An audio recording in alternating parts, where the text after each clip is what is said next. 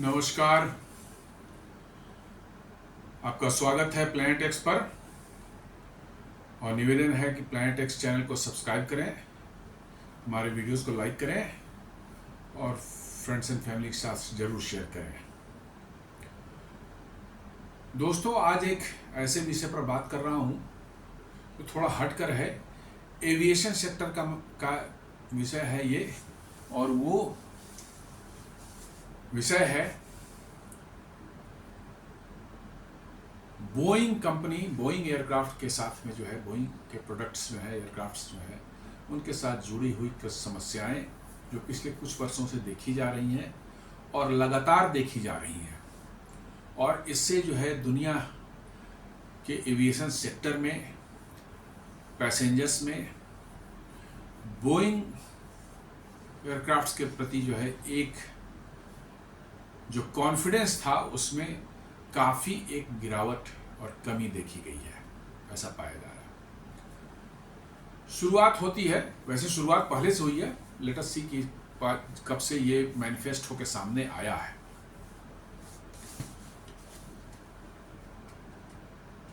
ये मिड करीब 2018 की बात है।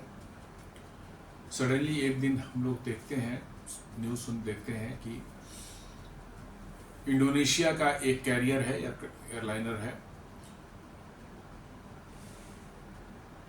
लायन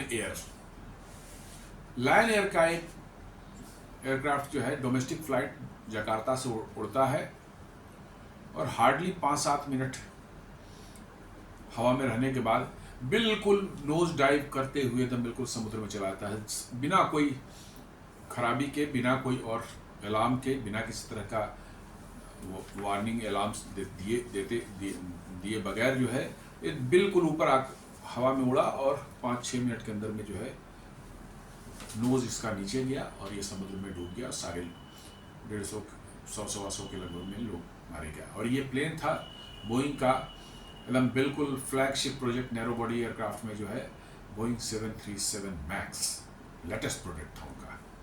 हम आते हैं कैसे ये आया 737 मैक्स, कैसे पिक्चर में आया था। ठीक है, इस पर इन्वेस्टिगेशन वर्क चल रही थी। एयरक्राफ्ट क्रैश होते हैं दुनिया में, ऐसा नहीं कि एयरक्राफ्ट क्रैश नहीं होते हैं, लेकिन हाँ अभी भी फ्लाइंग जो है, एयर ट्रेवल माना जाता है one of the safest mode है। एक्सीडेंट्स और कैजुअलिटीज जितनी इसमें होती है, अदर मोड्स जितने ट्रांसपोर्ट के हैं, रेलवेज हैं, रोडवेज हैं, इन सब कम ही होती है। तो हम कह सकते हैं कि सेफेस्ट मोड है, इसमें कोई डाउट की बात नहीं है।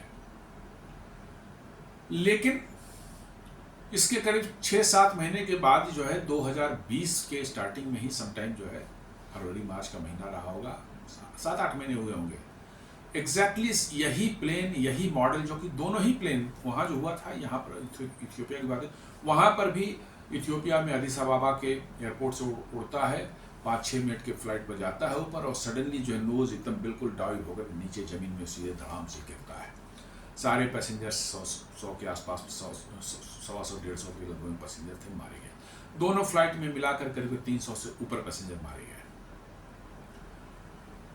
और दोनों ही एक्सीडेंट्स जो है, दोनों ही क्रैश एक बिल्कुल एग्जैक्टली सेम तरीके से हुए। हवाई जहाज अपने एयरपोर्ट से उड़ा बिना कोई अलार्म के, बिना कोई किसी तरह की दिक्कत के, और हवा में थोड़ी ऊंचाई पर गया, 6-7 मिनट तक उड़ा और उसका सीधे नोज डाइव करते हुए जमीन पर आ गया। एक समुद्र में गिरा, एक जमीन पर गिरा, तो पूरी दुनिया में हड़कंप मच गया। और 737 मैक्स प्लेन जो है बिल्कुल नया था, ये नया मॉडल ही था। ये हार्डली 1-2 साल पहले जो है इसको इंट्रोड्यूस किया गया था, इस मॉडल को, 737 मैक्स को जो है। और ये दोनों ही जो है एकदम बिल्कुल यंग एयरक्राफ्ट है, हार्डली 1-1.5 साल सर्विस में रहे थे। और इनका इस तरह से क्रैश हो जाना एक बड़े चिंता की बात थी। दुनिया भर के सारे 737 मैक्स फ्लीट्स को जो है डाउन कर दिए गए, उनको जो है रोक दिया गया,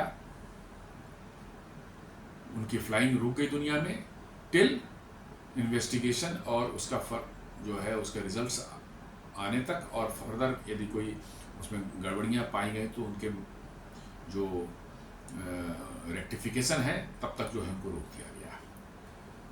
बहुत हड़कंप मचा दुनिया में। बहुत से एयरलाइंस जो है जिनके पास बड़ी संख्या में 737 मैक्स उन्होंने लिया था, उनकी एक्टिविटीज़ पर, उनके ऑपरेशन में बहुत बुरा असर पड़ा इसका, और बहुत से एयरलाइंस में बैंकरप्ट भी हुए। 20 महीने तक ये इन्वेस्टिगेशन चली, और 20 महीने बाद जो है जो रिजल्ट सामने आया वो बड़ा ही चौंकाने वाला था।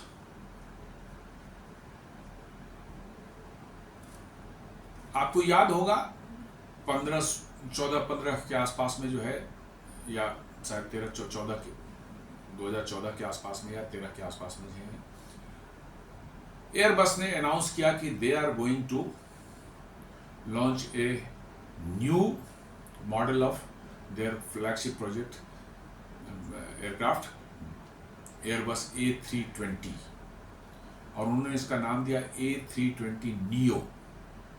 नियो का मतलब है न्यू इंजन ऑप्शन, और CEO बोलते हैं कन्वेंशनल इंजन ऑप्शन, जो पहले से उसमें ऑलरेडी चल रहे थे। मतलब कि उसमें बड़े साइज का इंजन लगा दिया जाएगा, सेम एयरक्राफ्ट जो है उसमें कुछ माइनर मॉडिफिकेशंस करके, और बड़े इंजन का मतलब है फ्यूल एफिशिएंसी करीब 15% से 18% तक बढ़ने की उसकी उम्मीद थी, और ये लॉन्च हो गया करीब 15 या 16 में जो है, और इसकी बड़ी ज़बरदस्त रिस्पांस रही। एयरबस को बहुत नए ऑर्डर्स उसको मिले, ज़बरदस्त इसके ऑर्डर्स मिले, और बोइंग यहाँ पर पैनिक में आ गया almost. They also tried to launch a new aircraft और modify the existing aircraft where fuel efficiency should be greater. 15-20 से 20% तक उसमें फ्यूल एफिशिएंसी इंप्रूव करे, मैंने सेविंग हो इतनी एटलीस्ट से, क्योंकि उन्हें एयरबस से कम्पीट करना था। यदि ऐसा नहीं करते तो उनके सारे कस्टमर्स जो एयरबस की ओर चल जाते। एयरबस 320 फैमिली के जो प्लेन्स हैं 319, 320 और 321, बड़ी संख्या में ऑर्डर मिलने शुरू हो गए। बोइंग ने भी सोचा कि हम भी इंजन चेंज करेंगे, बड़ा इंजन लगा देंगे, और देन उसको हम अपने एग्जिस्टिंग 737 जो हमारे 800 जो उनका मॉडल था उसमें फिट कर देंगे, और उसको 737 मैक्स दे करके हम दुनिया में बेचेंगे। अनाउंस कर दिया उन्होंने, ऑर्डर्स मिलने शुरू हो गए। बोइंग पर सबको भरोसा रहता है, सभी को, पैसेंजर्स को भी भरोसा है। एयरलाइन एविएशन कंपनियां जो हैं, जो हवाई जहाज चलाने वाली कंपनियां हैं, उनको भी भरोसा है, उनको भी काफ़ी ऑर्डर मिला, बहुत बड़े ऑर्डर्स मिलने शुरू हो गए। लेकिन बोइंग 737 और एयरबस A320 में एक बहुत मार्क डिफरेंस है। आपने जब इन दोनों प्लेन्स को किसी हवाई अड्डे पर खड़ा देखा होगा टारमेक पर, तो आपको महसूस हो जाएगा। A320 जो फैमिली के एयरक्राफ्ट हैं वो ज़मीन से काफ़ी ऊंचे रहती है उनका फ्यूजलाज, मतलब उनका लैंडिंग गियर जो है वो बहुत बड़ा है, ह्यूज साइज का लैंडिंग गियर है। उनकी ऊंचाई जो है उनके फ्यूजलाज की बॉडी की जो है बहुत ऊंची रहती है। तो नेचुरली है कि विंग्स और ग्राउंड के बीच में काफ़ी इनफ स्पेस था, जिसमें बड़े इंजन लगाने के बावजूद भी, पहले इंजन छोटे थे, यदि बड़े इंजन आपने लगा दिए फिर भी ग्राउंड क्लियरेंस आपका सफिशिएंट था, ग्राउंड क्लियरेंस सफिशिएंट था बड़े इंजन लगाने के लिए।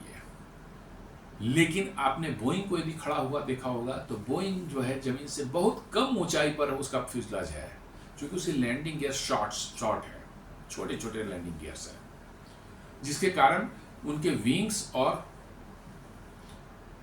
जमीन के बीच में जो है जगह कम है। इसीलिए आपने मार्क किया हो कि उनके जो पुराने भी इंजन थे, हमारे 737-800 वाले जो प्लेन थे, उनके भी इंजन जो पूरे सामने से गोल नहीं थे, नीचे थोड़ा फ्लैटिश उनको कर दिया गया था, just to give some clearance. चूंकि जगह कम है तो लैंडिंग में कभी टच कर जाए ज़मीन को, थोड़ा जगह भी हो जाए, मूवमेंट के लिए जगह चाहिए, मेंटेनेंस के लिए जगह चाहिए, तो उसको गोल ना हो करके, देखिए गोल है, नीचे में थोड़ा फ्लैट है दोनों तरफ।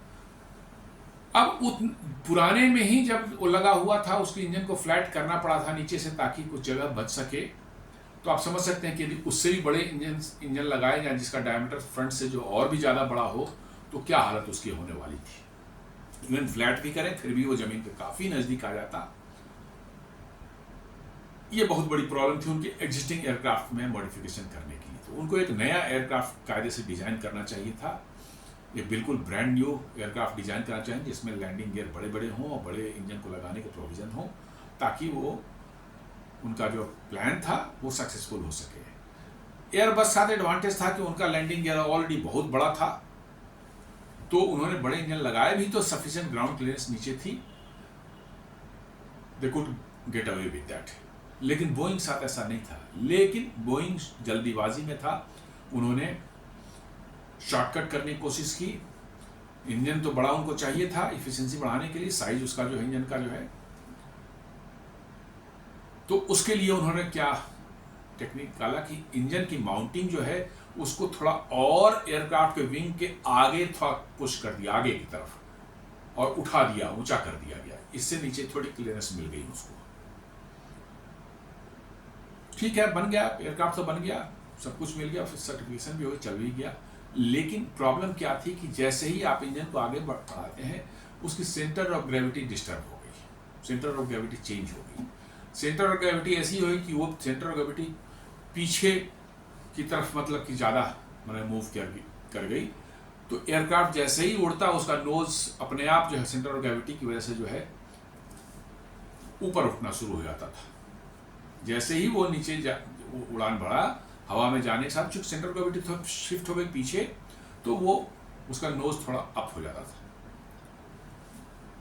तो एयरक्राफ्ट में जो है आपकी जो क्लाइंबिंग रेट है, या उसको एंगल ऑफ अटैक भी बोलते हैं, उसको ऑलवेज एक सर्टेन लिमिट के अंदर रखा जाता है ताकि स्टॉल न हो जाए एयरक्राफ्ट। क्योंकि आप ज़्यादा अपवर्ड डायरेक्शन हो जाएंगे तो आपको लिफ्ट मिलनी बंद हो जाएगी, और एयरक्राफ्ट जो है विंग्स को जब लिफ्ट मिलनी बंद हो जाएगी, एयरक्राफ्ट गिर जाता है नीचे।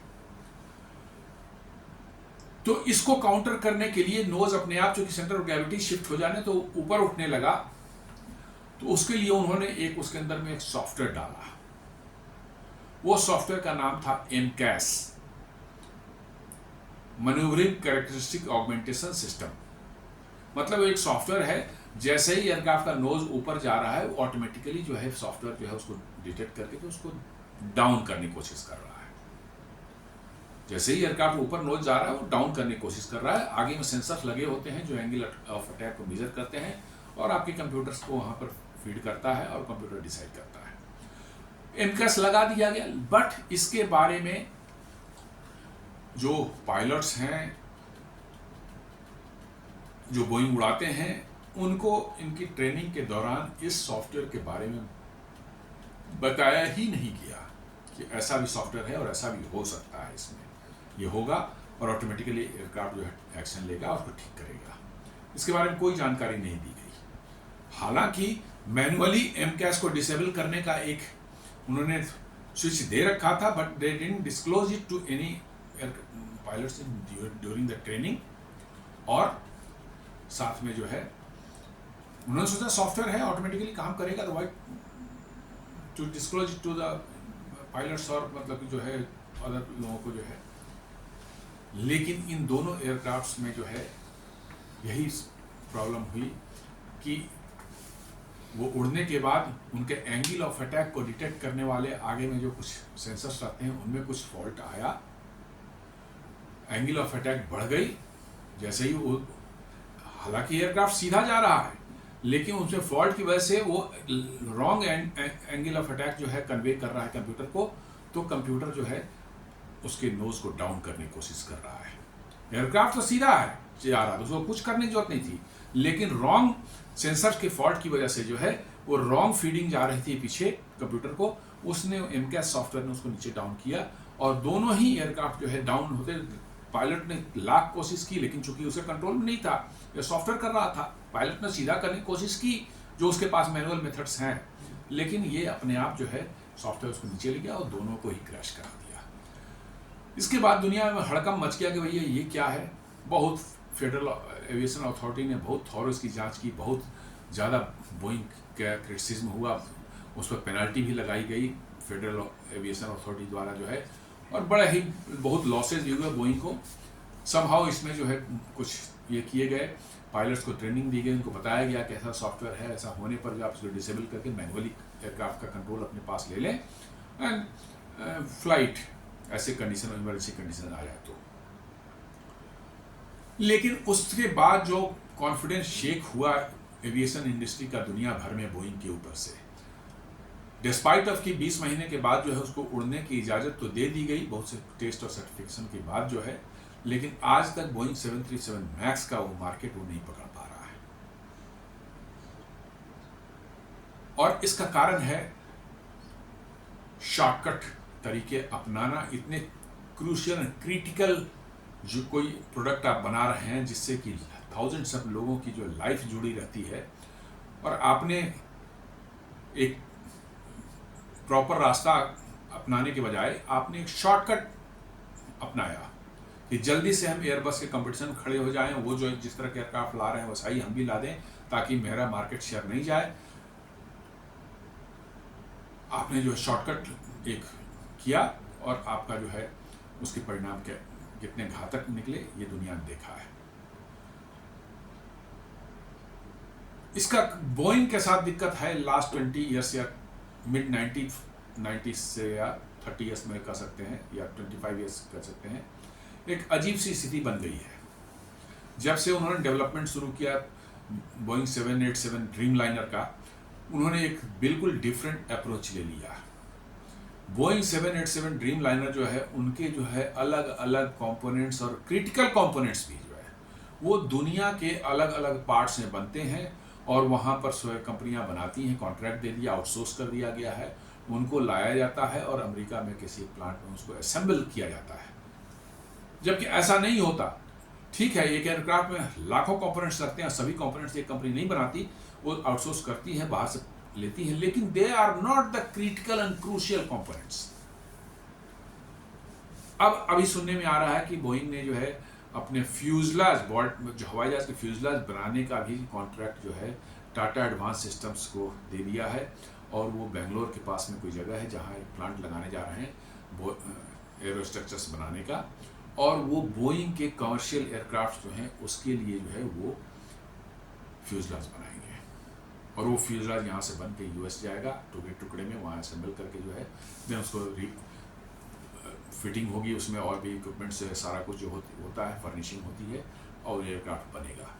तो बोइंग ने ये एक शॉर्टकट तरीका लिया कि हर चीज़ को आउटसोर्स करके दुनिया से लिया जाए। एयरबस भी आउटसोर्स करती है, लेकिन those are not the crucial and critical components जो कि एक एयरक्राफ्ट की सेफ्टी उससे जो है डायरेक्टली रिलेटेड हो। ले सकते हैं अगर पैसेंजर्स के बैठने की सीट जो है वो कहीं आप बाहर से खरीदते हैं, वो कोई इतना क्रूशियल नहीं है, कारपेट्स अंदर बिछे हुए हैं वो कितना, कुछ पैनल्स वगैरह अंदर जो लगे हुए हैं एम्बियंस वगैरह इम्प्रूव करने के लिए वो आप ले सकते हैं। बट आप कहेंगे कि नहीं, हम पूरा स्ट्रक्चर भी बाहर से बनवाएंगे, उसके सारे कंप्यूटर्स और सारा सिस्टम भी वो भी हमारा कोई बाहर से बना के देगा। तो आप यदि उसको डायरेक्टली नहीं बना रहे हैं, किसी से बनवा रहे हैं और वो क्रिटिकल है उस आपके प्रोडक्ट के लिए जो है, तो then this things are going, such things are going to happen. अभी एक और हुआ है, अहमदाबाद में AI-171 एयर इंडिया का प्लेन क्रैश किया, वहाँ पर भी आ रहा है कि साहब फ्यूल स्विच जो है उसका जो है बंद हो गया था। कैसे बंद हो गया था गॉड नोज, मैनुअली कोई किसी ने बंद किया है या खुद बंद किया गया है। जबकि एक्सपर्ट्स बता रहे हैं कि एयरबस के एयरक्राफ्ट में इस तरह का कोई मैनुअल स्विच जो है वहाँ पर नहीं दिया जाए जिसको फिजिकली बंद किया जा सके। वो सिस्टम खुद उसको बंद करता है और जरूरत पड़ने पर जो है आप सिस्टम में कमांड देकर के जो है उसको जो है चेक कर सकते हैं कि सर क्या स्टेटस है, वो खुद अपने आप होता है। अब ये एक अनदर इशू होगा। अब कुछ लोगों का ना है कि ये पहले भी ये किसी ने इस इशू को उठाया था बोइंग के सामने, लेकिन but they just ignored it. तो ये कहने का ये सेंस है कि बोइंग जो है बेसिकली बोइंग ने ये सारा कुछ जो किया है लास्ट 20 ईयर्स में अपने शेयर होल्डर्स के प्रेशर के अंदर में आकर किया है। शेयर होल्डर्स बोइंग पर लगातार प्रेशर बना रहे थे कि उनकी जो है वैल्यू ऑफ माने उनमें जो है वो उसमें इजाफा नहीं हो रहा है, वो बढ़ नहीं रहा है। सो दे exerted their pressure on the management to take care of the shareholders value। Share holders को कितना मुनाफा मिले इसका ज़्यादा कंसर्न बोइंग में डेवलप हुआ पिछले कुछ सालों में। एक मैंने देख रहा था, ग्रिलिंग हो रही थी बोइंग के सीईओ की, जो है वहाँ के कांग्रेस सीनेट की एक कमेटी थी जो ये सब जो फेलियर्स हुए हैं, बीच में एक एयरक्राफ्ट का जो है यही हो गया था, उसके डोर्स ही ऑटोमेटिकल खुल कर गिर गए थे, निकल गए थे। 737X जो है उनका पिछले 5 साल से बन रहा है, वो सर्टिफिकेशन नहीं हो पा रहा है। अभी टेस्ट में जो है मालूम हुआ कि जो इंजन का मेन पावर जो है, रॉड जो होती है जो कि पूरे हवाई जहाज को खींचता है, जो इंजन और विंग्स के बीच में जुड़े रहते हैं, तो इंजन को थ्रस्ट मिलती है और वो जो है आगे पुश होता है, तो वो पुश तो हवाई जहाज को ट्रांसफर तो होना चाहिए, तो उसके लिए दोनों में एक बड़े बड़े मोटे बहुत स्ट्रॉन्ग रॉड से कनेक्टेड रहते हैं विंग्स को, ताकि वो इंजन को पुश मिल रहा है तो वो साथ साथ जो है हवाई जहाज को भी अपने साथ खींचे। मालूम हुआ टेस्ट के दौरान जो 2-3 फ्लाइट के बाद उसमें क्रैक पाया गया, विच आर वेरी सीरियस। और उसके कारण जो है उसको फर्दर उसमें जो है ये चल रही है, पिछले 2 साल से उस पर चल रहा है कि भाई ये क्यों हुआ, कैसे हुआ। तो बोइंग की रिलायबिलिटी जो है डे बाय डे जो है क्वेश्चन में मार्क उस पर लग रहा है, और दुनिया के एक्सपर्ट्स यही बता रहे हैं कि बोइंग ने जिस लेवल की आउटसोर्सिंग की है, अब क्वालिटी पर बोइंग का कंट्रोल उतना नहीं रह गया जितना पहले होता था। इनफैक्ट बोइंग के अंदर के खासकर उनके वर्कर्स और उनके इंजीनियर्स जो हैं, जो कि पहले मोस्ट ऑफ द उनकी चीज़ जो है इन हाउस डेवलप होते थे, इन हाउस मैन्युफैक्चर होते थे, they have also raised their concern regularly, और बहुत से वहाँ पर स्ट्राइक भी हुए वहाँ के वर्कर्स और मतलब कि एम्प्लॉयज़ ने किए कि भाई ये जो आउटसोर्सिंग का मेथड अपना रखे हैं, this is not going to help, और ये बोइंग के लिए सुसाइडल है। लेकिन समहाउ मैनेजमेंट जो है still they are stuck up with the outsourcing model.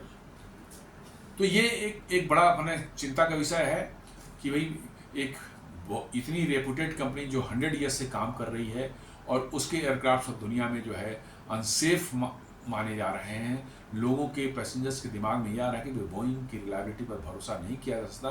This is really मतलब जो है बिग कंसर्न। और ये 2-3 चीज़ें मैंने बताई बीच में, और भी एक चाइना में भी एक बोइंग का एयरक्राफ्ट गिरा था, ओल्ड मॉडल वाला 737-800 पर जो है, वो भी वर्टिकली सीधे नीचे गिरा था, और उसमें तो खैर इन्होंने टाल दिया गया, पायलट को साइकोलॉजिकल कोई प्रॉब्लम थी, सुसाइडल मोड में था, वो चला गया, लेकिन उसकी प्रॉपर इन्वेस्टिगेशन नहीं हो, मतलब कि शायद रिपोर्ट नहीं आ पाई, इन्वेस्टिगेशन हुई होगी बट रिपोर्ट सामने पब्लिक के बीच में नहीं आ पाई। तो वो भी बोइंग का ही था और एग्जैक्टली उसी तरह से गिरा था, बिल्कुल समझिए कि 30,000 फीट की हाइट पर उड़ रहा है, वहाँ से एकदम मिलकर नोज डाइव करके जो नीचे आके गिरा है। और लोगों का कहना है भैया नहीं, वो तो पायलट ने किया है, पायलट सुसाइडल मोड में था, वो साइकेट्रिक प्रॉब्लम थी उसको, lot of things are big. तो बोइंग की रेपुटेशन जो है पिछले कुछ सालों में हमें बिल्कुल ही मतलब कि जो है शक के घेरे में आ गई है। और ये आज की दुनिया में जो है मेरा मानना है कि कॉम्पिटिटिव रहने के लिए, अपने प्राइस को कम रखने के लिए, अपने प्रोडक्ट को जो मार्केट में कॉम्पिटिटिव बनाए रखने के लिए, ये आउटसोर्सिंग मॉडल वाला एक जो प्रचलन चल पड़ा है हर चीज़ में। ठीक है, छोटी मोटी वैसी चीज़ें हों जो कि which are not crucial, not critical, उसकी आउटसोर्सिंग होती है, कोई दिक्कत नहीं है, लेकिन हर क्रिटिकल चीज़ों की भी आउटसोर्सिंग कर दी जाए। जो बिल्कुल क्रिटिकल है उससे आपका प्रोडक्ट का जो है रिलायबिलिटी खत्म हो जाती है, उसकी सेफ्टी खत्म हो जाती है, वो भी यदि आप आउटसोर्स करें, इन हाउस नहीं बना रहे हैं, तो सिर्फ आप हवाई जहाज असेंबल करने का काम कर रहे हैं, तो आई थिंक क्वेश्चन उठना तो वाजिब है। वहीं आप एयरबस को देख लें, उनके मोस्ट ऑफ द उनके वर्क जो है, जो क्रूशियल है या क्रिटिकल है एयरक्राफ्ट के सेफ्टी उसके परफॉर्मेंस के लिए 2000 इन हाउस प्रोडक्शन होता है, इन हाउस वो बनाते हैं। ऑफ कोर्स दुनिया के और देश में, यूरोप के कई जगहों पर होंगे, लेकिन वो सब एयरबस के ही प्लांट है, एयरबस के ही प्लांट है, जर्मनी में है, यूके में है, लेकिन वो एयरबस का ही है, वहाँ से बन करके आता है टोलूज में जो है, वहाँ पर फ्रांस में उसकी असेंबली होती है। लेकिन वो ऐसा नहीं किसी प्राइवेट को दे दिया, बाहर कोई किसी को दे दिया गया हो। तो आप देख लीजिए एयरबस के बारे में उस तरह की बातें नहीं उठ करके आ रही हैं। इनफैक्ट जैसा मैंने बार बार अपने कुछ वीडियो में हल्का फुल्का आपको इंडिकेशन दिया हो कि अमेरिका में एक कल्चर हो गया है, पिछले 25-30 सालों से डेवलप हुआ है, हर चीज़ में जो उनको ग्रीड नज़र आती है, हाई प्रॉफिट कुछ भी बना रहे हैं, हमको एक्सेसिव प्रॉफिट चाहिए।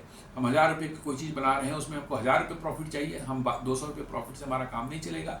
ये एक टेंडेंसी अमेरिका में होती है। जैसे for example I am giving you, iPhone को आप ले लें, आईफोन चाइना में बनता है या इंडिया में बनता है, हार्डली 200 से $300 उसकी प्रोडक्शन कॉस्ट होती है। ट्रांसपोर्टेशन सब में $50 और जोड़ लीजिए उसमें, अमेरिका तक ट्रांसपोर्ट, अमेरिका में वो बिकता है $1200 का, डिपेंडिंग ऑन द मॉडल। अब सोच लीजिए $300-350 जिसकी प्रोडक्शन कॉस्ट है, उसका आप 4 टाइम्स जो है ले रहे हैं चार्ज कस्टमर से, जो है this is nothing but greed. और शायद वही साइक जो है, अमेरिकन साइक जो है, बोइंग में के अंदर भी कहीं ना कहीं परिलक्षित हो रही है। बोइंग के अंदर भी वो दिख रहा है। आप कस्टमर का पैसेंजर्स की चिंता नहीं कर रहे हैं, उनकी सेफ्टी एंड सिक्योरिटी की चिंता नहीं कर रहे हैं, आप अपने शेयर होल्डर्स की चिंता कर रहे हैं, which is matter of grave concern. ऐसा नहीं होता कि हमेशा हर चीज में प्रॉफिट ही जो है, और भी ह्यूज प्रॉफिट ही इंपॉर्टेंट है। बहुत बार से प्रोडक्ट ऐसे भी कंपनियां निकालती हैं जिसमें प्रॉफिट कम है, लेकिन कस्टमर के बीच में अपना कॉन्फिडेंस पैदा करने के लिए, उनका कॉन्फिडेंस जीतने के लिए बहुत कम प्रॉफिट पर भी वो बेचती है। भारत में आप देख लें, पैसेंजर कार्स जो बिकते हैं, बहुत ज़्यादा मार्जिन नहीं है उसमें, दे आर सो कॉम्पिटिटिव, लेकिन बहुत मार्जिन नहीं है वो रखते हैं। अमेरिका में ऐसा नहीं है। आप देखें अमेरिकन कंपनियां जो यहाँ पर 2 थी, फोर्ड और जनरल मोटर्स जो है, वो बंद करके निकल, क्यों? क्योंकि उस लेवल की ऐसा नहीं था वो लॉस में थे, बट उस लेवल की प्रॉफिट नहीं थी जैसा वो चाहते हैं। अमेरिका के अंदर में ये साइक तो है कि विदाउट डूइंग माने लेस काम करके जो है, उनको बहुत ज़्यादा प्रॉफिट चाहिए हर चीज़ में। कस्टमर से ज़्यादा उनके लिए इंपॉर्टेंट हो जाता है शेयर होल्डर्स जो उस कंपनी के हैं, जो प्रोडक्ट बनाने वाली कंपनी है, उसके शेयर होल्डर्स को कितना प्रॉफिट होता है, उस पर ज़्यादा कंसर्न उनका रहता है। और शायद बोइंग इसी साइक का शिकार हो चुका है। और इतनी प्रतिष्ठित कंपनी की आज जो है प्रतिष्ठा जो है दांव पर लगी हुई है, उस पर डाउट्स रेज होते हैं, और एयरलाइंस का भरोसा उनसे और पैसेंजर्स का भरोसा उनसे उठता जा रहा है। तो दोस्तों, ये छोटा, मैं एविएशन एक्सपर्ट नहीं हूँ, जो न्यूज़ वगैरह और एनालिसिस डिफरेंट एक्सपर्ट्स के पढ़ने के बाद जो है थोड़ी बहुत समझ में आई है। I try to explain it. उम्मीद करता हूँ कि ये वीडियो आपको अच्छा लगा होगा। अगेन आपसे उम्मीद है कि वीडियो को लाइक करें, फ्रेंड्स एंड फैमिली के साथ शेयर करें, और प्लैनेट एक्स को जरूर सब्सक्राइब करें। धन्यवाद।